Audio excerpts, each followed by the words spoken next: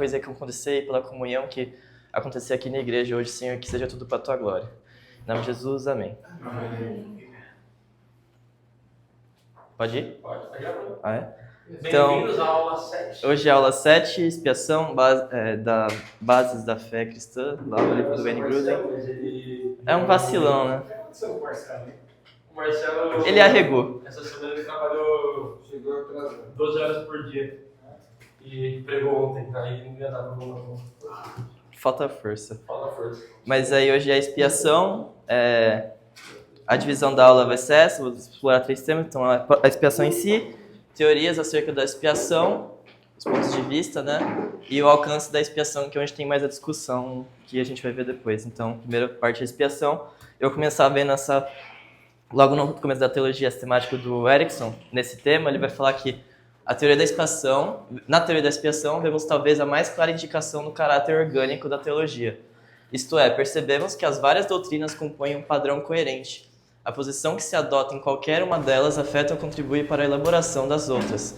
Aqui as doutrinas de Deus, do ser humano, do pecado e da pessoa de Cristo são reunidas para definir a necessidade humana e a provisão que deveria ser feita para suprir tal necessidade. Então aqui o Erickson ele vai falar basicamente que na expiação é que a gente vai encontrar o que a gente entende por Deus, ser humano, Cristo e pecado, vai se reunir tudo na expiação. Então, como você entende essas coisas vai definir como você vai entender a obra de Cristo na cruz. Então, começando com os princípios básicos de aulas que a gente já teve, né? Então, primeiro a gente tem que começar com Deus. Então, a gente tem que lembrar que a natureza de Deus é perfeita e santa e que o pecado lhe causa repulsa. Então, por ele ser santo e ele ser perfeito, tudo aquilo que é pecado é algo que é contra ele. Ele causa repulsa. E também que Deus ele é amor e deseja que suas criaturas desfrutem de comunhão com ele. Então Deus deseja ter um relacionamento íntimo com cada um de nós aqui, com a sua criação. A gente também tem que lembrar, isso tudo a gente já teve em aula, mas lembrar que a lei ela expressa o caráter de Deus. Então quando a gente vê que a letra mata, que Paulo vai falar, a lei é porque a lei ela mostra o caráter de Deus. E a lei é perfeita. A lei não é ruim por nos matar. Porque a gente não consegue cumprir a lei que a gente acaba morrendo. A gente tem a morte, né? Então, desobedecer a lei é uma afronta contra o próprio Deus, porque é o caráter santo de Deus. A gente tem que lembrar também que o homem está na condição da depravação total. Então, a gente não há nada que a gente possa fazer para a gente se salvar. Então, a gente não importa o nosso esforço, não importa o que a gente faça. Então, a salvação deve vir de Deus. E a salvação vem através do Cristo, que é Jesus de Nazaré, da última aula, que é o Cristo, que ele é totalmente homem, totalmente Deus, que é algo necessário para ele conseguir nos salvar, para nos salvar, e ele é o nosso Salvador. E começando com a definição do que é expiação, quando a gente olha no Antigo Testamento, expiação vai dar um significado de cobrir, pacificar, reconciliar e corrigir as coisas. Então, para a gente entender a expiação, a gente tem que voltar lá para o Antigo Testamento. Mas que a expiação é o ponto máximo, né? Da revelação de Deus, tudo vai apontar para Cristo no final. E no Antigo Testamento, a gente vai ver que a gente tinha sacrifícios regulares, então agora espero que todo mundo agora no plano bíblico anual, muita gente agora esteja em Levíticos ou já passou por Levítico. E a partir a gente vê lá que tem muito sangue, então vai ter o sacrifício para cada coisa que as pessoas tiverem que fazer, vai ter um jeito diferente, dependendo do seu dinheiro, do que está acontecendo na sua vida, o que você fez. Cada coisa vai ter um sacrifício específico e esses sacrifícios vão ser feitos regularmente. Só que a questão do sacrifício, o que é? Então, eu pequei, agora estou contaminado. Então, o que acontecia? Você pegava um animal imaculado, sem defeitos, você colocava a mão sobre a cabeça dele, que era um sinal de que você estava confessando os seus pecados, você compreende que você tem pecado, e esse pecado que te deixava sujo, ele era passado para o animal, e o animal ele era sacrificado, então ele pagava o preço da morte, do pecado. A história do pecado é a morte, e o animal morria no seu lugar. Só que nisso não havia uma mudança em quem estava pecando. Você meio que pacificava a sua situação com Deus, mas não havia uma obra que modificava o seu jeito de ser. O animal meio que era um representante, né? Você matava o animal como se ele estivesse pagando o que você deveria acontecer com você, né? E aí a gente prossegue, então o pecado, a gente vai continuar nisso. Então, essa realidade dos sacrifícios vai continuar por todo o Antigo Testamento. Vai começar com Deus dando a lei para Moisés, falando como que cada coisa deveria ser feita, e vai continuar a ser feita até a época de Jesus. E a gente vai ver que então o pecado, ele é uma ofensa contra o próprio Deus. Então, a consequência do que você comete contra alguém é misturada de acordo com a importância da pessoa. Então, uma coisa é dar um tapa no Gui, outra coisa é dar um tapa no Hiro, que é um policial, outra coisa é dar um tapa no rei Charles da Inglaterra. E outra coisa é eu pecar contra Deus. É você infringir algo contra a autoridade de Deus. Então, de acordo com a pessoa que você está infringindo, então se eu dei um tapa no Gui, provavelmente a Zuzana ia ficar brava comigo. Se eu desse um tapa no Hiro, é um crime. E ele tem uma pistola, tem uma Glock. E contra o rei da Inglaterra, as consequências seriam muito maiores. Seriam consequências diplomáticas, seriam consequências do crime que eu cometi contra ele. Seria preso, sei lá o que aconteceria comigo. E contra o próprio Deus já é de se imaginar o que deveria acontecer. É a morte. Então, a gente vai ver toda essa questão dos sacrifícios sendo realizados, só que é sangue o tempo todo, sangue. E quando a gente chega a partir da visão que a gente tem em Isaías e com Hebreus, lendo o que aconteceu no Antigo Testamento, a gente vai ver que os sacrifícios que eram realizados no Antigo Testamento, eles eram incapazes, eles eram insuficientes para nos salvar. Então, você tinha toda essa questão, você cobria os pecados, você pacificava o seu relacionamento com Deus, só que a infração que você cometeu é contra alguém muito superior. Então você precisa de um sacrifício superior, um sacrifício que fosse capaz, um sacrifício infinito, que fosse capaz de cobrir esse buraco infinito, essa infração infinita, essa dívida infinita que a gente tem com Deus. Então, os sacrifícios do Antigo Testamento, eles simplesmente apontavam para a obra expiatória de Cristo, que seria algo capaz de cobrir todo esse pecado, toda essa dívida. Você vai falar de alguém daqui? Que está aqui na porta? Não. Não? Obrigado. Desculpa. Do canto, não é? É do canto. Aqui, um carro que tem na porta.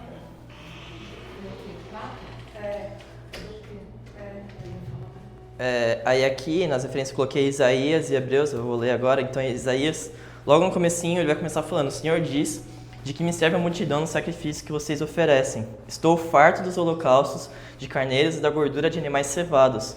Não me agrada do sangue de novilhos, de cordeiros, nem de bodes.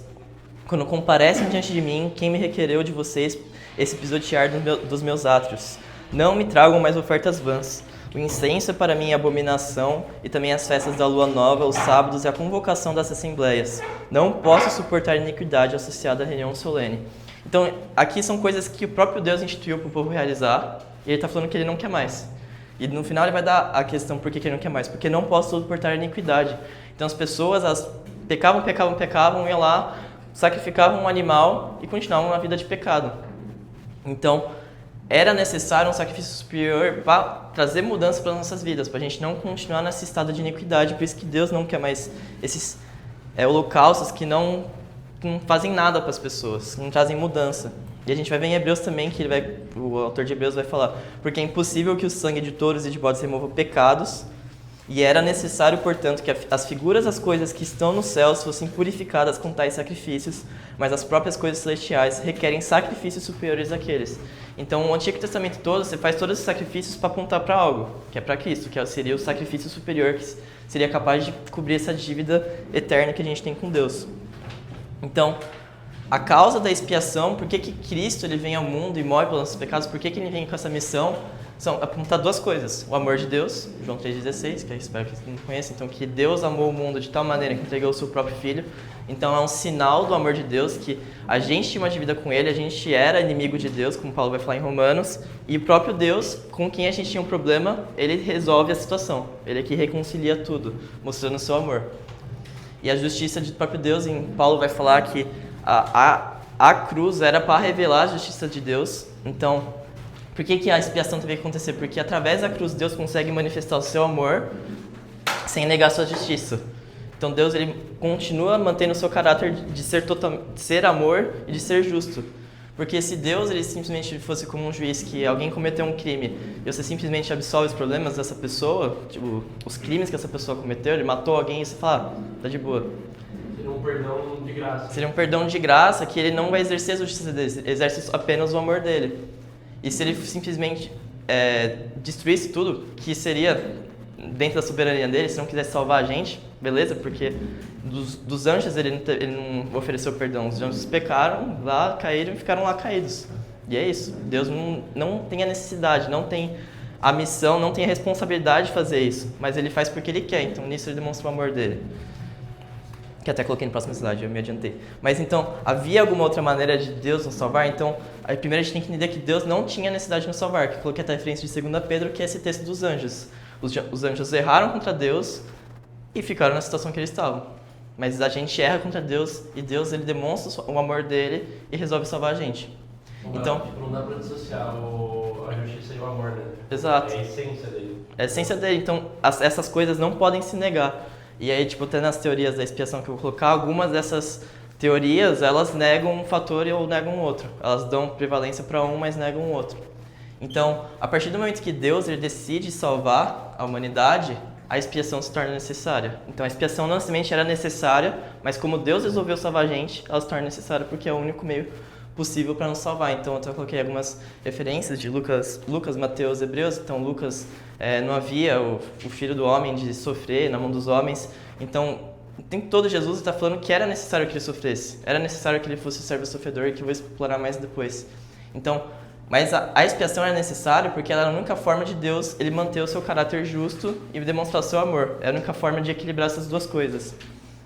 Então, quando a gente vai tentar estudar a expiação, a gente tem que analisar em dois aspectos a questão. Então, é a obediência em nosso lugar, que Cristo viveu. Então, a vida que ele viveu em nosso lugar e os sofrimentos em nosso lugar. Ele morreu em nosso lugar e sofreu com as consequências do pecado. Então, até o Gruden, que é do livro que a gente está usando como base, só que é no livro Versão Plus, ele vai colocar que a expiação é a obra que Cristo realizou em sua vida e em sua morte para conquistar nossa salvação. Então, muitas vezes a gente pensa na expiação como se fosse só a morte de Jesus. Mas a vida que ele viveu aqui na Terra, os 33 anos que ele viveu aqui ausente de pecado, elas também faz parte também do processo de salvação da expiação. Então, o que a gente chama de Jesus, ele ter vivido uma vida correta e justa, é a obediência ativa. Então, ele decidiu obedecer ao Pai. Então, a gente não necessita somente uma ficha limpa, que é Jesus morrer em nosso lugar, sofrer com a consequência do nosso pecado, mas a gente precisa da justiça moral absoluta. Então, a gente só é chamado de justo porque Cristo viveu uma vida justa. Porque se depender da sua vida, a gente já está lascado.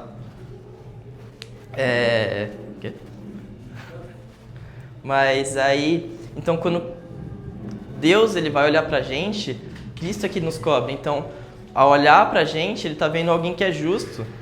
E quando ele olha para Cristo também, ele vê o pecado da humanidade e exerce a ira dele sobre o pecado.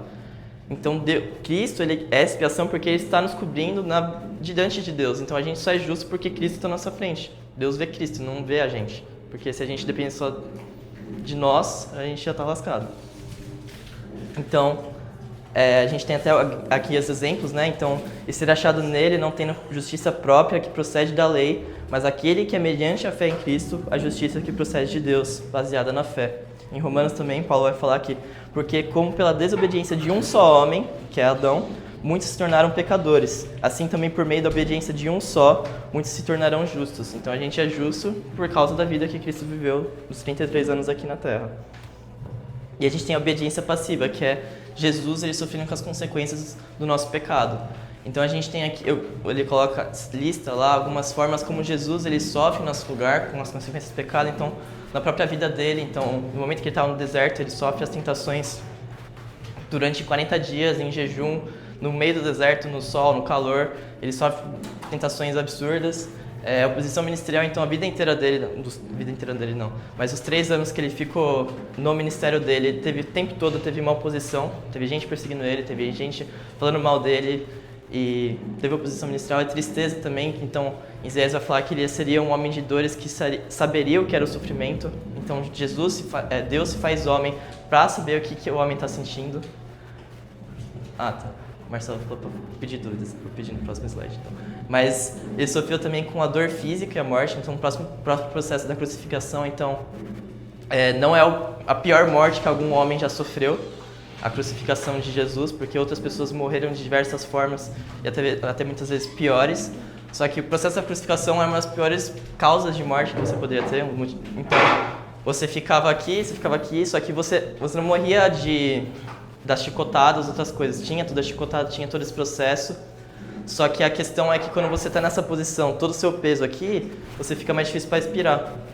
Porque o processo para respirar, você tem o diafragma puxando para baixo, aumentando o volume da sua caixa torácica, só que o seu corpo também, a partir dos músculos intercostais, ele puxa aqui a sua costela e abre, expande aqui. Então, puxa para baixo e expande aqui também.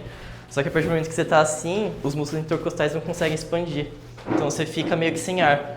E a partir do momento que a pessoa que estava crucificada, ela ia buscar mais ar, então ela apoiava o peso sobre o pé dela, que dava uma dor absurda, só que você também tinha que puxar aqui.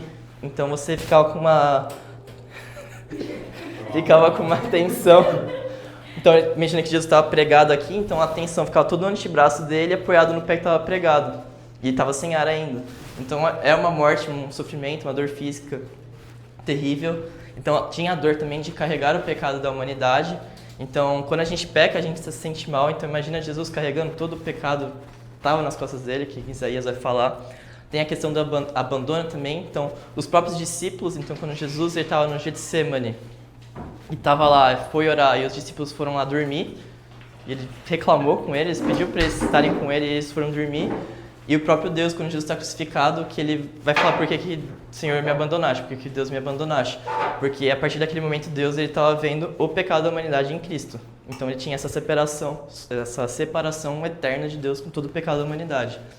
E o pior de tudo, que é o que fez Jesus suar sangue lá no jardim do Getsemane, que era a ira de Deus sobre ele. Então, que ele foi propiciação em nosso lugar. Então ele sofreu com a ira de Deus em nosso lugar, que é o pior de tudo. Então imagina a fúria, a ira do Criador do Universo sobre você.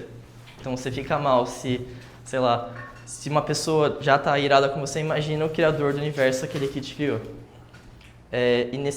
Sabendo disso, eu ia falar para vocês lerem Isaías 53, não agora, mas fica questionamento porque esse é o texto que mais mostra o sofrimento de Jesus, é o servo sofredor, é o texto do servo sofredor, então é o texto mais absurdo. E pra quem me viu pregar, já chorei com esse texto, então é isso. Esse texto foi tão poderoso que a gente chamou a namorada. Ela viu ele chorando e falou: ele tem coração. Canta aí, Damaso.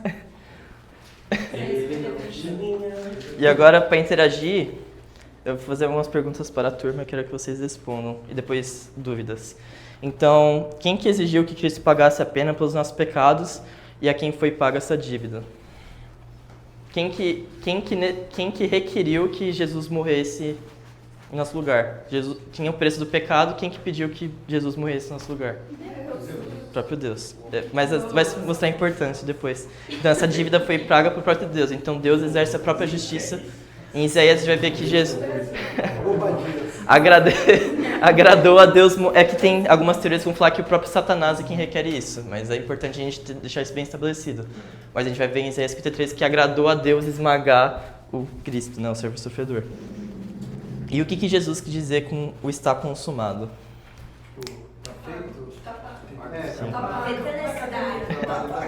Então, algumas teorias vão dizer que a obra de Jesus é feita em duas partes. Algumas seitas, no mundo, algumas outras linhas de pensamento vão falar que a obra de Jesus é dividida em várias etapas, várias partes, só que quando Jesus fala que está consumado é isso. O preço foi pago, não há mais nada o que pagar. Então, até dentro da Igreja Católica tem a questão do purgatório, que você vai lá e você vai pagar os seus pecados. Não, está consumado, já está pago. O que tinha está pago integralmente. Jesus pagou a fatura inteira, não tem mais o que pagar. Tem a questão da ceia também, né? Eles acreditam que toda vez que você toma, está matando o corpo de Cristo de novo.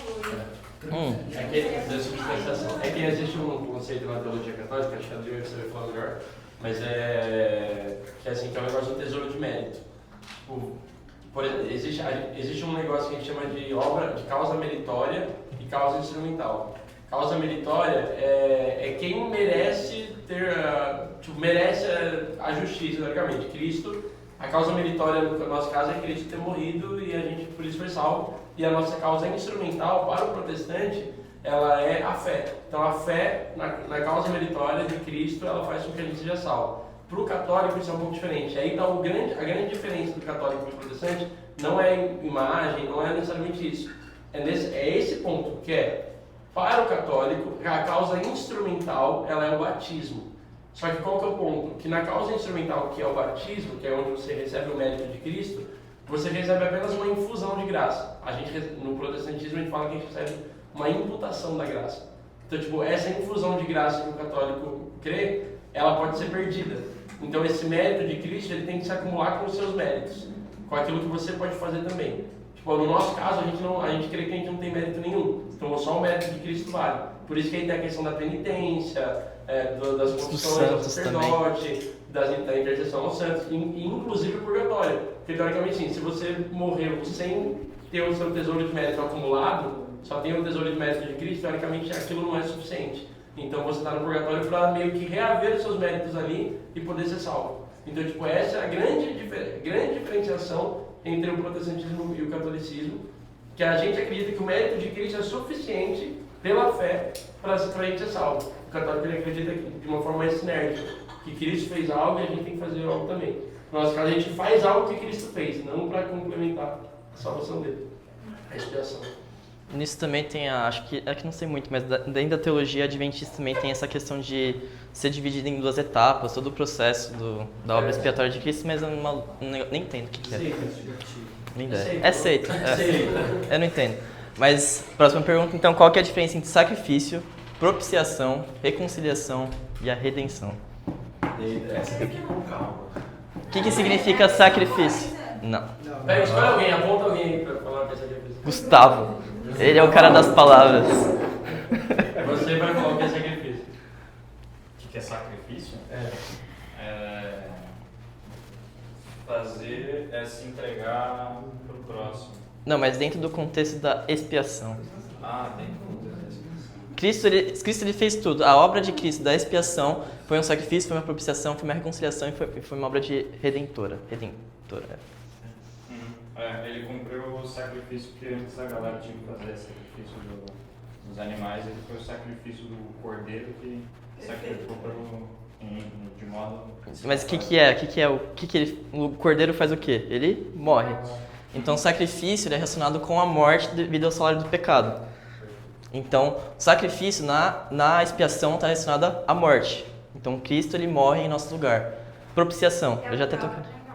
Não. Não, o propiciatório é um negócio, a propiciação é o cordeiro. A propiciação eu já entrei um pouco antes, a propiciação ela vai ser ligada à ira de Deus. Cristo ele sofre com a ira de Deus. Então o sacrifício é o morrer. A propiciação é Jesus tomar o nosso lugar na ira de Deus, da consequência do pecado. Tudo é relacionado ao pecado, então morrer em nosso lugar por causa do pecado, sofreu a ira de Deus por causa do nosso pecado. A reconciliação, mais fácil esse. Sim, então.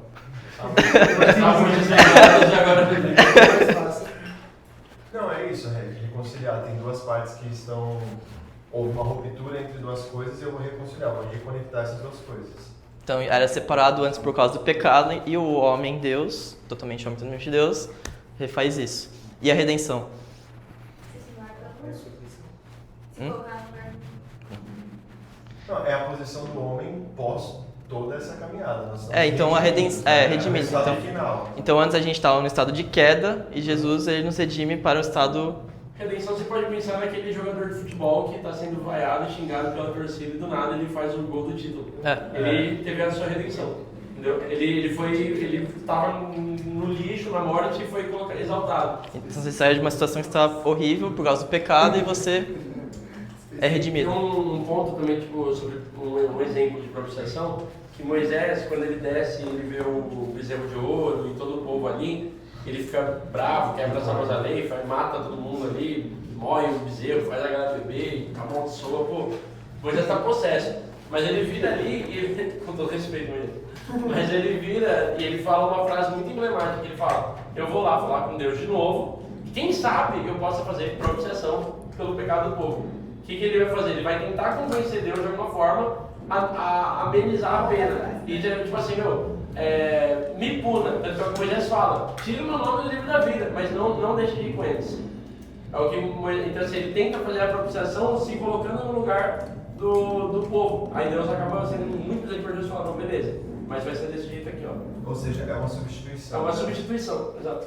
Boa. Então sacrifício. Cristo ele morre em nosso lugar por causa do pecado, a propiciação ele sofre a ira por causa do nosso lugar por causa do pecado, ele reconcilia a distância que a gente tinha com Deus por causa do pecado, e a redenção, então a gente antes era escravo e agora a gente é filho, então a gente é redimido. Que a gente era antes, caímos, aleluia, voltamos. Oi, só uma coisa do sacrifício que eu acho muito interessante, que no tempo da lei, a sensação que me dá é que o Senhor estipula o sacrifício como uma metodologia didática de ensinar que, olha, para isso é necessário haver a morte, para isso é necessário haver a morte, porque o sangue do boi, do cordeiro, nunca teve poder de perdoar ninguém, né? Então era muito mais uma questão didática de Deus ensinando o que ele iria fazer lá na frente em Cristo Jesus, do que exclusivamente o boi estava realmente purificando o sacerdote. Então, todos os sacrifícios, acho que a questão de quando você lê Levítico, você vê o peso que era. Então, tudo que o cara fazia, tudo que ele fazia, ele tinha que ir lá. Qualquer pecadinho dava 10 mil vezes mais trabalho Então, do que ele não pecar, né? Acho que tem essa questão de você mostrar o peso que é o pecado, de como o homem nunca ia ser capaz de pagar toda essa dívida, que não ia ter animal suficiente, não ia ter tempo suficiente para pagar toda a dívida que ele tem, e por isso que aponta para Cristo. E Cristo, por ser um sacrifício superior, seria capaz de cobrir essa dívida eterna que a gente tem com o próprio Deus. Em Crônicas, que Josias ele tá restabelecendo o culto, a ordem do culto lá, e o povo pecou tanto, mas tanto, e os sacerdotes são tão poucos, que não dá tempo de tirar a pele dos animais que tinha que ser tirada. E Josias meio que fala, Deus, perdoa os seus filhos, a gente quer celebrar a Páscoa mesmo assim, mas não vai dar para fazer do jeito que a gente deveria, porque não tem gente suficiente para limpar os pecados do povo, para limpar todos os bezerros, não tem como. Ele fica desesperado, assim, né, porque ele fala, o tamanho do pecado é muito grande, Esdras, né, fica desesperado pra cara. O tamanho do pecado é tão grande que não tem nem o que a gente faça, mas não tem mais como a gente resolver isso com sacrifício. E aí, por isso que Isaías vai apontar para essa questão do servo sofredor, que é um sacrifício muito maior. E a última pergunta é, Jesus, ele desceu ao inferno? É uma expressão famosa. Você tá até sublinhado. Pegou... não, é porque tem um link ligado. É que se clicar lá no PDF, a gente leva pro link. Do trono. Então, e aí? Ele pegou as chaves do inferno. Eu acho que não, mas sou um pouco convicto a isso. Então, a primeira referência que a gente tem, não tem na Bíblia, mas a primeira referência que a gente tem isso é no Credo dos Apóstolos, que vai falar que Jesus ele desceu ao inferno depois de morrer e depois ressuscitou. Então, a gente não tem nenhuma referência bíblica que aponte para isso. E quando a gente... uma falsa, né? Que o pessoal pega errado. Que é Efésios 4. Ele fala... tem uns zilhão de referências que eles pegam. Ele fala assim, ele desceu e deu dons aos homens. E o que quer dizer que ele desceu, senão... O que quer dizer que ele subiu, senão que ele tinha descido as partes mais profundas da terra, as maiores profundezas e tal. E aí a ideia foi a pessoa falar, então ele foi pelas profundezas e teve a pessoa... Não, ele tá falando, ele tava mais elevado no céu e ele desceu até a terra. Ele tá falando sobre... E aí vão falar, desceu ao inferno é como se fosse uma figura para ele morreu, mas não é isso. Então, não tem nenhuma referência dentro da Bíblia que aponte para isso. Eu coloquei um link aqui que é um podcast que antes tinha do Augusto Nicodemos, que é em poucas palavras. Então, é 15 minutos que ele fica só pergunta assim, as pessoas mandam uma pergunta para ele e ele respondia em 15 minutos. 10 minutos, até menos. É muito bom esse canal. Ele era antes, né? Agora tem o Perguntar Não Ofende, que ele respondia algumas perguntas um pouco mais diretas também. Então, só que isso pra gente, refutar essa ideia, então quando Jesus ele tá lá na cruz e tem o ladrão lá do lado e fala que ele vira pro ladrão e fala, então hoje mesmo na casa do Pai você estará comigo. Então, Jesus ele morre e ele vai pro céu, ele retorna ao Pai. Ele não vai pro inferno, ele retorna ao Pai. Então, Jesus não desce ao inferno para pegar as chaves. Não, foi direto pro Pai. Então, alguém tem dúvida nessa primeira parte da expiação? Tudo isso. Dúvidas? Vou passando lentamente. Então, a chance de... não sei, vai que tem. É que depois eu vou voltar. Eu tenho algumas aqui. Isso aqui é importante. Essa daqui. Sem dúvidas, senão eu vou para a próxima parte. Bora? Então essa parte que eu achei mais interessante porque ela pega algumas loucuras que já tiveram na história acerca da expiação. Então a primeira teoria que a gente tem acerca da expiação... Então essas primeiras que eu vou falar... nem precisa nem falar, mas vocês vão ver que são erradas. São heresias. Então a teoria de Socinian, ela foi defendida por Fausto e Lélio Socinian lá no século XVI. Então basicamente eles defendiam que o ministério de Jesus aqui na Terra ele era simplesmente profético e não sacerdotal. Então Deus ele era um Deus de amor, então ele não requeria uma justiça retributiva. Então quando Jesus ele morre, ele simplesmente morreu. Ele era um exemplo do que ia acontecer com a humanidade. No meio da reforma isso acontecendo. É verdade, né? Loucura. Enquanto o Lutero lá arrumando, os caras piorando. Lutero e Calvino arrumando, eles... Então, nessa teoria, a gente tem que o homem não é totalmente depravado. O que é isso? É o pelagianismo. Então, o pelagianismo é relacionado com a depravação total que eu falei no começo da aula. Então, você vai ter o pelagiano, o semi-pelagiano e o correto. Mas o pelagianismo ele vai acreditar que o homem ele não nasce corrompido pelo pecado. Então, você nasce limpo de pecado, ausente de pecado. Então, o pecado que vem de Adão, o pecado que vem dos seus pais não passa para você e você tem a oportunidade de você mesmo conseguir a sua salvação se você não pecar. É isso que eles acreditam. Só que a visão calvinista, arminiana, a gente vai acreditar que a gente nasce totalmente corrompido pelo pecado e a gente necessita de um Salvador. Só que nessa visão, como Jesus ele vem, tem todo esse ministério profético dele, vai falar do reino de Deus, só que aí ele morre. Ele morre como um exemplo. A vida dele é simplesmente um exemplo. A morte dele aconteceu só. Não é algo que ele veio para fazer. Então, nessa visão, tudo que Jesus fez, a gente pode fazer também. Então, a vida de Jesus era simplesmente um exemplo. Então, não... Oi? Ele é como... Não, ele foi um homem bom. Você tem, ó, um mártir. É mais ou menos isso. Só que, tipo, ele viveu uma vida sem pecados, só que ele fala que a gente consegue fazer a mesma coisa que Jesus. Então, Jesus, ele não tem o lado sacerdotal. Ele não tem o lado de expiar os nossos pecados. A expiação aqui para eles é apenas um exemplo de vida. Isso claramente está errado, não tem nem o que falar. A próxima teoria, a teoria da influência moral. Então, Pedro, Abelardo, esses caras aí, no século XI não deu tão certo quando ele montou a ideia. Só que aí lá no século... Mas depois, no século XIX, vão trazer essa ideia de volta. Um na Alemanha, outro na Inglaterra. E, então, basicamente, a obra de Jesus, então, Jesus morrer na cruz era simplesmente Deus mostrando o seu amor. Simplesmente uma demonstração de amor. Deus, eu não quero me aproximar de Deus porque eu estou no pecado. Só que Deus, ele fez lá uma demonstração de amor, uma serenata. Nossa, agora eu acho que eu consigo me arrepender. Então, é simplesmente uma abertura. Então, é uma abertura para a gente se aproximar de Deus, um fator impactante para a convicção de pecado e uma inspiração. Então, nossa, esse cara me ama muito. Então, agora eu tenho que me arrepender. Então, é como se fosse simplesmente uma motivação, uma demonstração de amor. Então, aqui, Deus não está demonstrando o caráter dele. Então, Jesus é só uma demonstração de amor e não uma expiação pelos pecados, que nem a gente viu tudo aquilo, uma propiciação, não foi uma redenção, não foi um sacrifício. Então aqui a expiação é simplesmente uma demonstração de amor. Então, de um lado, a gente tem essa questão que fala muito do lado justo de Deus, de exercer. Então, não faz isso porque vai dar na morte, só que é só um exemplo. E aqui é simplesmente Deus demonstrando um amor, Deus fazendo uma serenata pra gente. E a gente tem a teoria governamental, que é esse Hugo Grotius. Então, ele não era um cara da igreja, não era um clérigo, ele era um cara que era advogado, delegado com o judiciário, então ele aplica muito do direito em cima da Bíblia. E acho que esse daqui é um dos que menos tem base bíblica, mas então o pecado ele não é uma afronta contra Deus. Deus ele é simplesmente um governante que aplica a lei.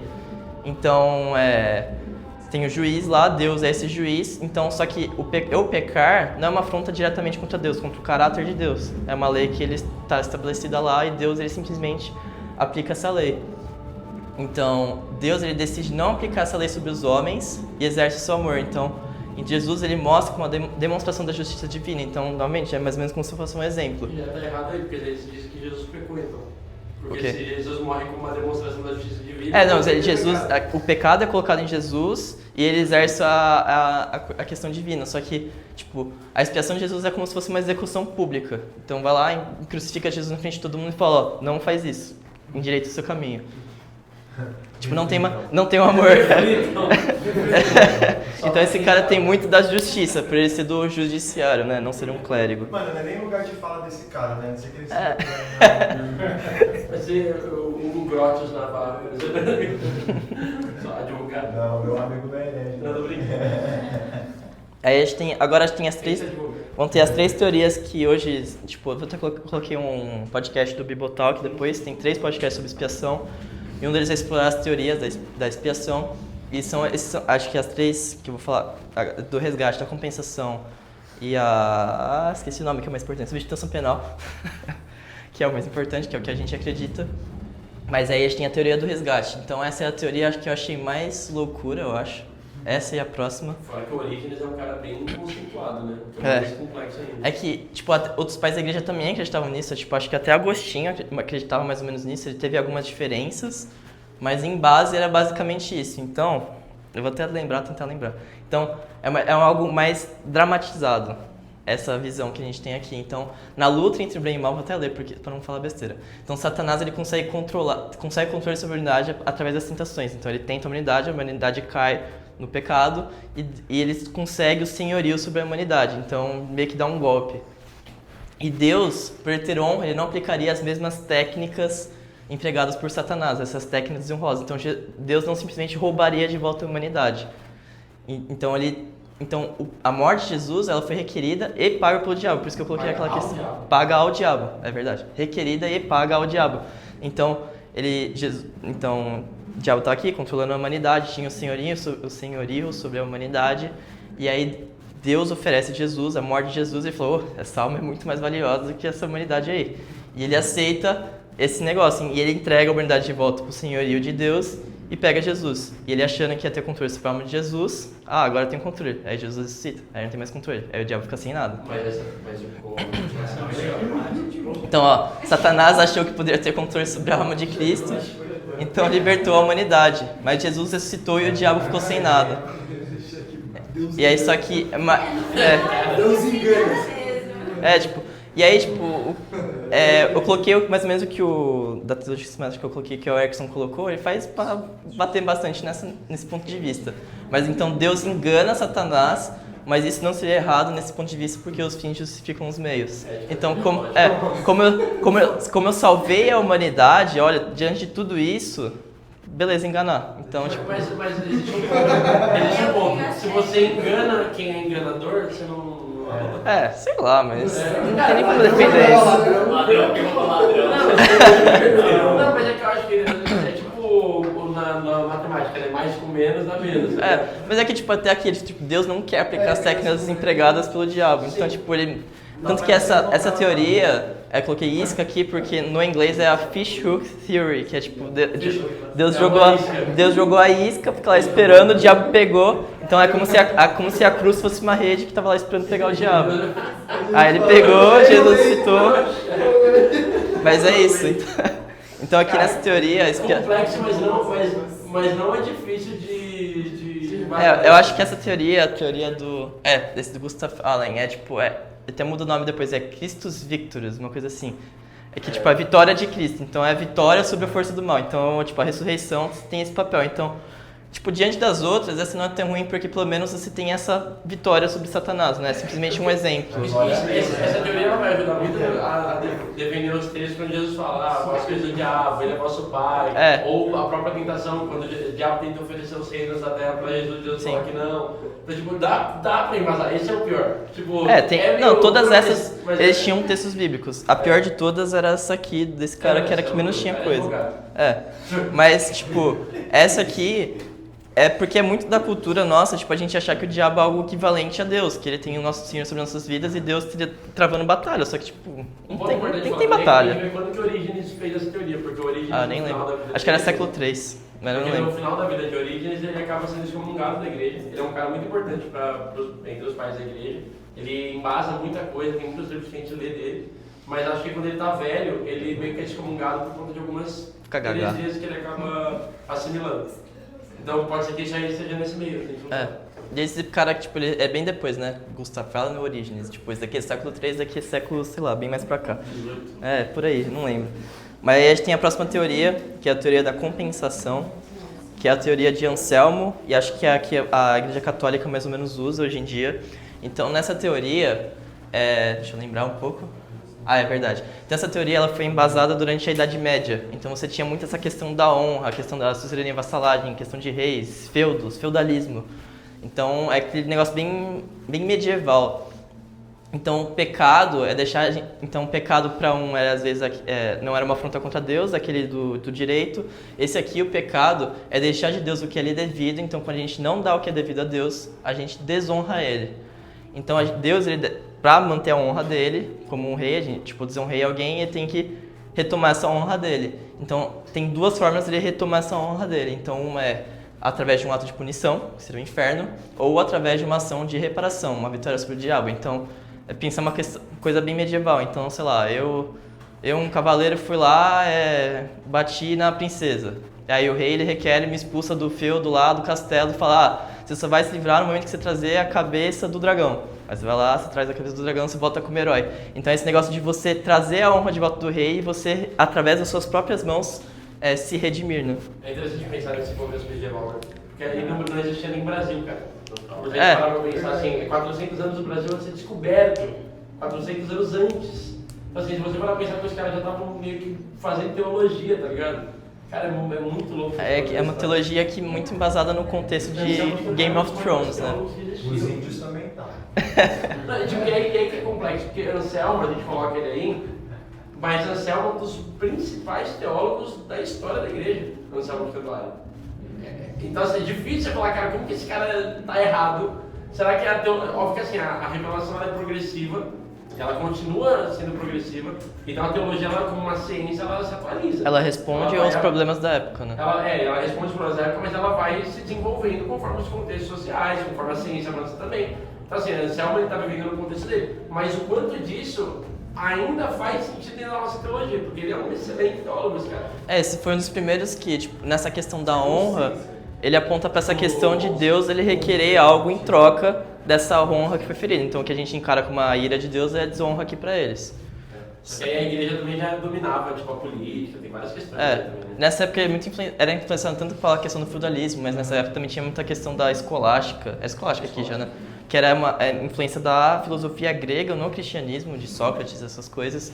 Então aqui é um momento de mais loucura dentro da teologia. O racionalismo cristão, tanto que Anselmo, acho que é Anselmo, né? Não, algum deles tenta provar a existência de Deus a partir da lógica, tipo, só que... Tomás de Aquino. Tomás de Aquino. Tomás de Aquino mesmo. Tomás de Aquino ele tenta provar a existência de Deus a partir da lógica, só que ele tem os argumentos lá, loucos dele. Só que aí, tipo, você nunca vai conseguir provar a Deus através da lógica, porque o próprio Paulo vai falar sobre isso em Romanos, que a gente tá cego para isso. Então, através da lógica a gente não vai chegar em lugar nenhum.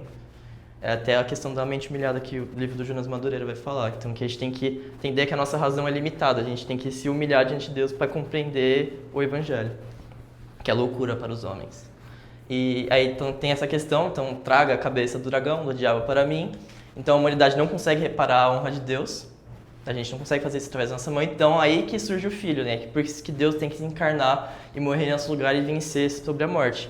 Então quando ele vem sobre a morte, ele restaura. Por ele ser homem, ele pode nos representar diante de Deus. Então essa vitória é da humanidade, essa desonra. Então o valor da vida de Cristo é infinito e assim supera o que é exigido para reparar a honra de Deus. Então a morte de Cristo, ela traz a honra, porque tem um valor infinito, então ela vence o diabo, vence a morte, Jesus ressuscita. Então a importância dessa teoria até é porque ela aponta para a necessidade de Deus se encarnar. Essa questão de ter uma dívida a ser paga, algo para vencer sobre o diabo, vencer sobre a morte. Só que aqui a expiação é simplesmente uma compensação pela desonra. Ela não aborda tanto o que a próxima teoria vai abordar, que é a questão da ira de Deus, que é o que a gente crê. Então, acho que essa é a teoria que mais ou menos a Igreja Católica segue hoje. Só um ponto disso tudo, pode passar, tipo, que a gente olha para tudo isso e fala assim, mas o que isso influencia na forma como eu vivo o Evangelho dentro da igreja todos os dias, né? Porque parece só uma teoria para uma teoria, mas são questões práticas. Porque a forma como você enxerga como foi feito o sacrifício, ou qual foi a obra de Cristo, ela vai falar muito sobre a forma como você está vivendo, ou o que você acredita. Em uma das teorias, você pode acreditar que o diabo ele tem poder suficiente para conter a alma de Cristo, mesmo que por um instante. Então você vai ver de uma forma até meio maniqueísta, de que Deus e o diabo estão exercendo forças iguais e opostas. Então você vai sempre ver nesse jogo onde você uma hora está ali com Deus, hora o diabo está vencendo, hora Deus está vencendo. E a gente não acredita nisso. A gente acredita que Deus está sempre acima. O diabo não é ninguém, é fila do pão, entendeu? Tipo, quem é você? É Jesus humilha o Satanás. Entendeu? Jesus humilha o Satanás. Jesus humilha o Satanás. É isso. Tipo, o Satanás ele não é ninguém. É como se você pegasse um homem adulto e uma criança, um bebê engatinhando e tirasse um braço de ferro entre os dois. Não faz o menor sentido. Então, tipo, a forma como a gente enxerga tudo isso vai determinar muito a forma como a gente leva o Evangelho, a forma como a gente vive o nosso dia a dia. Então, assim, dentro da substituição penal, que vai falar sobre a ira de Deus, uma pessoa que entende que Deus está irado com ela, o Henrique vai explicar ainda, ela se submete mais, ela entende que o lugar dela é um lugar de dependência total, né? Sim, exato. Muda até a forma como a gente exerce o nosso ministério. Então, numa visão católica lá do Tesouro de Méritos, a gente vai exercer o ministério para conquistar algo. Só que a gente exerce aqui na igreja as coisas por gratidão, porque Deus já conquistou algo pra gente, algo que a gente não merecia. E lá eles estão tentando conquistar algo, tipo, não faz sentido. O que eu vou... Então é aquele presente que você vai dar pro amigo rico. Pô, o que eu dou pra esse cara? O cara já tem tudo, vou dar o que pra ele? Vou dar um vinho pra ele? Vai mudar o que na vida dele? Um vinho entre milhares. Então imagina pra um Deus que é eterno. O que eu vou dar pra um Deus eterno? Nada. A gente dá a nossa vida mesmo assim. Mesmo assim é pouco. Exato. Então, e aí a teoria da substituição penal, que vai surgir através da reforma protestante, que é o que a gente acredita hoje, seja você arminiano, seja você calvinista, cristão, em geral, o resto é meio complicado. Mas, então, em síntese, então, é basicamente o que a gente acredita como evangélico, que a gente aprende no JEP. Então, a lei é perfeita, ela revela o caráter de Deus, a gente desobedece a lei, a gente peca contra o próprio Deus, porque ela revela o caráter de Deus, e assim a gente cria uma dívida infinita, uma dívida eterna que a gente não consegue pagar. E através da cruz, é a única forma de Deus exercer o seu amor e a sua justiça. Então, é o que eu falei, Deus não pode simplesmente perdoar a gente, porque ele não vai estar exercendo a justiça dele, vai estar exercendo o amor, mas não a justiça. Então, a cruz é a forma pela qual Deus ele consegue exercer o amor e a justiça de Deus e não negar o caráter dele. Então, Cristo ele também vive, então, é aquilo que eu falei no começo da aula, então Cristo ele vive a vida que a gente deveria viver e Cristo morre em nosso lugar e a sua vida tem um valor infinito que é capaz de pagar essa dívida eterna que a gente tem com Deus. E dentro disso a gente tem a questão também que Jesus ele tem essa questão da expiação e tem a questão da purificação também. Então o que a gente tinha no Antigo Testamento, que era toda aquela questão que eu pequei, matava lá o bicho, só que no outro dia eu pecava e já tinha que matar o bicho, Jesus tem a questão do sangue dele de purificar a gente. Também tinha no Antigo Testamento que os sacerdotes pegavam sangue, ficavam jorrando lá no templo, jogavam nas pessoas, que era essa questão da purificação. O sangue é um sinal de vida, a gente só existe, a gente vive porque a gente tem sangue. Se a gente tem sangue, a gente não vive. Então essa questão do sangue é algo simbólico para a vida. Então jogar o sangue é você restaurando a vida na pessoa. Então quando o sangue de Jesus é derramado, para a gente é purificado. Então a gente não precisa ficar todo dia crucificando Cristo novamente, porque já está totalmente purificado. A gente não tem essa questão e é algo que também já está consumado. Foi paga toda a dívida que a gente tinha. Então a expiação de Cristo é Cristo nos substituindo diante de Deus. Então, Deus olha para nós, ele vê alguém que é justo. Igual o bode comigo. Exatamente. É exatamente essa figura do bode que aponta o tempo todo para Cristo. Então, quando a gente está lendo Levítico, é um livro chato. Mas é chato. A Isabela gostou. Mas Levítico, essa questão do pesado, do chato, repetitivo, é para apontar para o Cristo, que é algo que é única vez, algo que é suficiente, algo que é eterno, uma obra que é suficiente para arcar com todos os nossos pecados. Então a expressão de Cristo é Deus substituindo diante de Deus. Você colocou aquilo que eu falei pra você colocar lá? Não. Esse é um ponto que eu acho que É que eu não sei explicar direito esse negócio do carneiro, do cordeiro. É que assim, tipo, a gente tinha vários tipos de sacrifício, né? Tinha os touros e bodes, que é o que tem até uma parte aí da apresentação que o Henrique colocou. Tem o cordeiro, tem vários tipos de sacrifício. Cada um ele era para uma determinada coisa. Mas a oferta pela culpa do pecado era o touro e o bode. Se queria fazer uma oferta pela culpa do pecado, era um desses dois. Quer ver? Coloca aí o versículo. Hebreus, né? Esse ali, ó. Porque é impossível. Não, sim, porque é impossível que o sangue de touros e de bodes remova pecados. Quem removia o pecado era o touro e o bode. Só que o que era o cordeiro então? Porque eles tinham que primeiro fazer o sacrifício de um bode e depois de um cordeiro. O cordeiro era uma oferta pacífica, que fala. Então é uma oferta para selar a paz. Então primeiro eu me limpo do pecado, jogando o pecado no bode. Daí vem o conceito que a gente tem de bode expiatório, que é a ideia de que assim, como que funcionava? O bode expiatório era um animal que vinha lá, o povo massacrava o bode, batia no bode, arregaçava o bode, para descontar a sua maldade. Por exemplo, eu sou mau, estou cheio de pecado, eu transfiro minha maldade para esse bode, eu arregaço o bode. E aí o bode ele ia para fora do arraial para carregar os pecados. E ele ficava 3 dias fora do arraial. Se ele morresse de tão ferido que ele estava, beleza, mas se ele voltasse, você cuidava do bode e restaurava ele. Então ele levava o pecado para fora, ele levava a nossa ira, a nossa maldade para fora do arraial. Isso que o bode fazia. E aí o sangue dele meio que era quem descontava a culpa. Que a gente matou alguém no nosso lugar que deveria ter morrido. E aí depois você celebrava e você oferecia um cordeiro para selar a paz. Tanto que a Páscoa é uma festa, ela é um momento de alegria, é um momento de euforia, onde eles oferecem o cordeiro, eles se alegram e eles comem a carne do cordeiro. Eles se alimentam, não é que só que eles queimam e vão embora, eles comem a carne. Então eles se alimentam, é uma festa, tanto que os reis eles davam milhares de cordeiros e até o rei da Síria provê vários cordeiros quando eles restauraram o templo, para eles se alegrarem.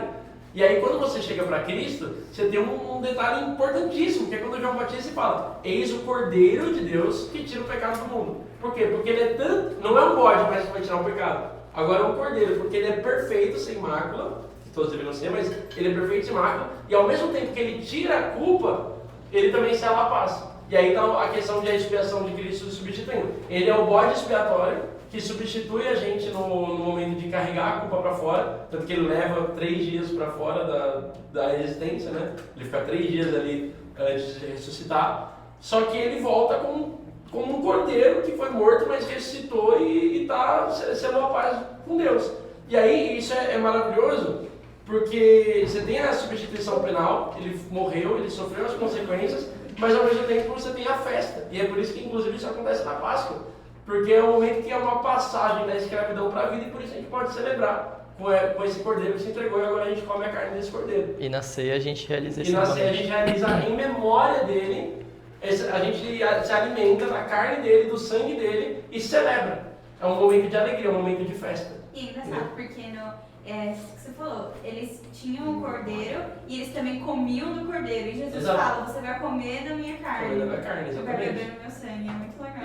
Isso é muito legal. Então, tipo, dentro dessa ideia, aí tá a expiação perfeita, o sacrifício perfeito. Por quê? Porque antes era bodes, carneiros, touros, coisa e tal. Agora é um homem que é Deus e esse homem fez o sacrifício perfeito. Porque como não seria perfeita a oferta de Deus para si mesmo? Uma vida infinita para cobrir uma dívida infinita. Exato.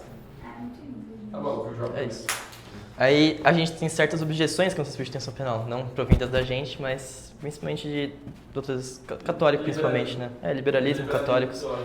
Mas então a primeira questão é Deus irado. Então como que Deus não é um Deus de amor, ele é um Deus de amor e não um Deus de ira. Então eles não conseguem entender isso. Aqui se a gente entra em Jeremias, a gente entra em Romanos, a gente vê que a gente é inimigo de Deus, que tem o cálice de vinho da ira de Deus, está em Apocalipse também. Então as coisas apontam que Deus sim tem ira contra o pecado, e Deus exerce essa ira contra o pecado em Cristo, na propiciação.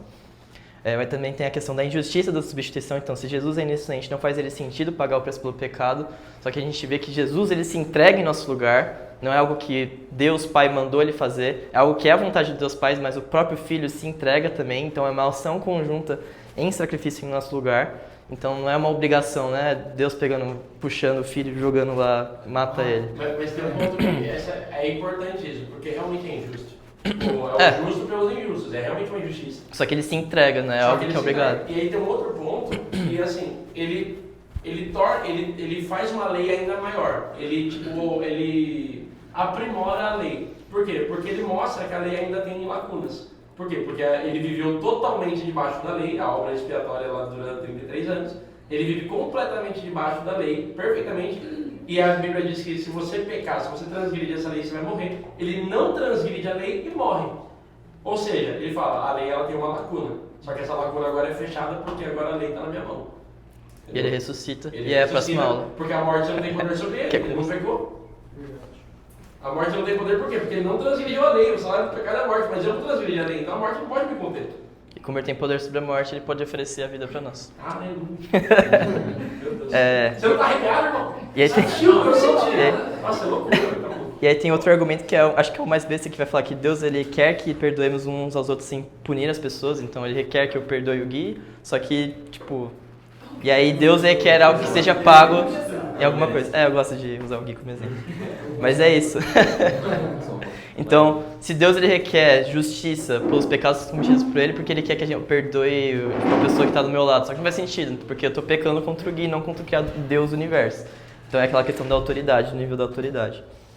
Tem algumas implicações também, eu vou acelerar um pouco, falta pouco tempo. Não existe tensão entre os diferentes aspectos de Deus, então, ao mesmo tempo que Deus é justo e exigente, Deus é amoroso e generoso, ele não se nega na expiação. Que que é muito importante, e a substituição penal consegue aplicar isso. Também tem a questão que não existe outro caminho para a salvação, além da morte de Cristo. Então a vida dele tem valor infinito, a nossa vida tem um valor finito, então a gente nunca ia conseguir pagar uma dívida infinita. Então por isso a importância de Cristo fazer o homem morrer em nosso lugar. A gente também pode ter certeza da salvação, porque ela não provém da gente, não depende da gente, não depende do quanto de sopa eu distribuo para as pessoas na rua, mas depende simplesmente do que Jesus fez na cruz. Então por isso eu posso ter segurança de que vou ser salvo através da fé. E a questão do alto preço foi pago na cruz, então a gente tem que olhar para a cruz, a gente tem que sentir o peso do que é a cruz, que é o próprio Deus se fazendo um homem morrendo em nosso lugar para pagar uma dívida que tinha com o próprio Deus, que a gente tinha com Deus, né, no caso. Então a gente lembrar desse sacrifício supremo, a gente de fato sentir o peso disso. E aí para fechar essa parte, então vou ler 1 João 4,10, que vai falar: nisso consiste o amor, não em que nós tenhamos amado a Deus, mas que Ele nos amou e enviou o Seu Filho como propiciação para os nossos pecados. Alguma dúvida nessa parte? Você vai falar mais coisa aí? Tem a questão da limitada e ilimitada. Não, é rapidinho, é que tem mais texto. Então, nossa, você vai realmente... Mas a maior parte das discussões acerca da expiação, que a gente vai ter como o famoso arminiano contra o calvinista, é nessa questão de que quando Cristo ele morre, ele paga o pecado de toda a raça humana ou só pelos pecados daquele que ele sabia que seriam salvos no final. Então, a expiação limitada é ilimitada, então essa é a posição calvinista, essa é a posição arminiana. Eles vão concordar em depravação total, vão concordar na substituição penal, só que eles discordam nesse fator. Então, para os calvinistas, os grupos mais reformados, eles vão acreditar que Cristo morreu apenas pelos eleitos, mas o único que tem o conhecimento acerca daqueles que virão a crer em Cristo pertence somente a Deus. Então, no final, Deus ele escolhe alguns para serem salvos, que Cristo morre no lugar deles, só que a gente, humanos, a gente não sabe quem é esse salvo. Então a gente vive como se a gente não soubesse. Então no final não muda nada na pessoa que está vivendo. E a gente tem a expiação limitada, que acredita que os arminianos, Cristo morreu por todos, mas a sua morte expiatória se torna efetiva quando é aceita pelo indivíduo. Então, que é a posição da nossa igreja. É uma igreja arminiana. Então a gente entrar primeiro na expiação limitada, vai acreditar que Cristo ele morre pelo seu povo. Até coloquei os versículos depois, essas são as referências. Tem muito João nas duas visões. Muito João. Então, só que aí a questão que eles batem muito na expiação ilimitada, na visão arminianista, eles vão falar que se a morte de Cristo pagou efetivamente pelos pecados de todos que já viveram, isso não significa que não sobra pena para ninguém e assim todos serão salvos. Então, se Cristo morreu para todo mundo, então todo mundo é salvo. Se a obra de Cristo é efetiva, é feita pelo próprio Cristo, como que aquela pessoa não é salva se Jesus morreu por ela também? E é nesse ponto que eles vão bater bastante. Porque a Bíblia diz que tem um inferno e que pessoas serão condenadas. Exato, então fica essa questão. E é limitada, tem muita questão, tipo, limitada, que vai limitar o poder e a eficácia de Deus? Não, é questão limitada a um grupo. Então até os calvinistas vão defender, vão falar que é a expiação particular. Então particular é somente um grupo. Ao seu povo. Ao seu povo. Tipo, você pode até ter uma referência disso no Velho Testamento, que é Noé. Tipo, Noé ele escolhe... Ele vai destruir toda a terra, Deus vai destruir toda a terra, e Deus escolhe uma família, dentre várias. Todas as famílias morreram porque todo mundo estava lá, e uma família ele escolheu. Mas naquele caso é por conta de que Noé, ele anda. Escolhe Noé, escolhe um povo, escolhe Esaú, Jacó. Deus faz escolhas. E aí tem um texto que vai pegar muito que é assim, que ele nos, Efésios 1 principalmente, vai falar que ele nos escolheu em Cristo antes da fundação do mundo. E coisa e tal. E aí a gente vai falar, se ele me escolheu, ou então quando assim, Davi falando assim, você me teceste no ventre da minha mãe. Jeremias, antes de você nascer eu te designei como profeta das nações. Tipo, ou amei a Jacó e rejeitei Esaú enquanto estavam no ventre, sem que eles pudessem ter feito nada. Desse lugar, onde os calvinistas vão se amparar e falar, cara, Deus ele escolhe antes da pessoa fazer qualquer poder se quer escolher alguma coisa. E não porque é algo que ela fez, é porque Deus é soberano. Por sua soberania. Aí você fala, mas Deus é injusto, porque ele salva um, porque não salva outro. Só que aí a visão calvinista ela vai dizer que nessa sala tem, 18 pessoas. Nessas 18 pessoas, todas estão em débito. Então todo mundo vai morrer, todo mundo vai para o inferno. E Deus, em seu infinito amor e graça, escolhe salvar 10. Tipo, poderia salvar os 8? Poderia, mas ele quis salvar 10. Aí quem é do homem para questionar? E aí, por isso que assim, é complexo.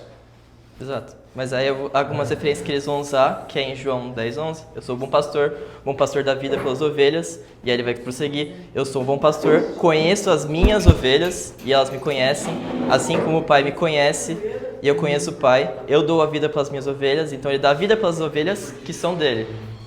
Aí entra o ponto calvinista. Romanos 8 vai falar, aquele que não poupou seu próprio filho, mas por todos nós o entregou, será que não nos dará graciosamente com ele todas as coisas? Quem tentará acusação contra os eleitos de Deus é quem os justifica, vai falar dos eleitos. Atos vai falar também, cuidem de vocês mesmos todo o rebanho no qual o Espírito Santo os colocou como bispos para pastorearem a igreja de Deus, a qual ele comprou com o seu próprio sangue.